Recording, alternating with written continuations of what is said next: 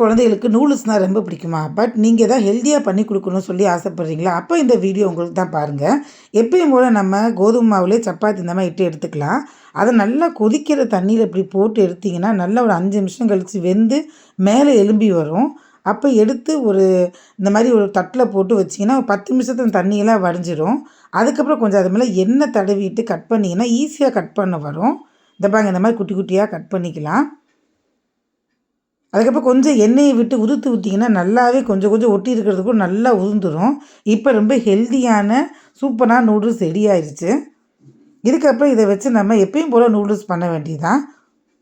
இங்கே பாருங்கள் எவ்வளோ உதிரியாக நல்லா இருக்குன்ட்டு.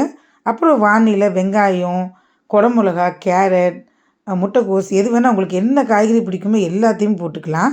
அதுக்கு மேலே கொஞ்சமாக chilli sauce, red chilli sauce, pepper பொடி, ஆரிகானோ எது வேணால் உங்களுக்கு எது இஷ்டமோ எல்லாத்தையும் போட்டு நல்லா பிரட்டி விட்டுக்குங்க. கொஞ்சம் பெப்பர் பொடியும் போட்டுக்குங்க. உப்பு கொஞ்சம் சேர்த்துக்கலாம். நல்லா வதக்குனதுக்கப்புறம் நம்ம பண்ணி வச்சுக்கிற அந்த சப்பாத்தி நூடுல்ஸ் எடுத்து மேலே ஊற்றி விட்டிங்கன்னா சூப்பரான நூடுல்ஸ் ரெடி ஆயிரும். பார்க்கவே ரொம்ப கலர்ஃபுல்லாக நல்லாயிருக்கும். இதுக்கப்புறம் பசங்க வெளியில் நூடுல்ஸ் வாங்கி கூட கண்டிப்பாக கேட்க மாட்டாங்க. ட்ரை பண்ணி பாருங்கள். தேங்க்ஸ் ஃபார் வாட்சிங்.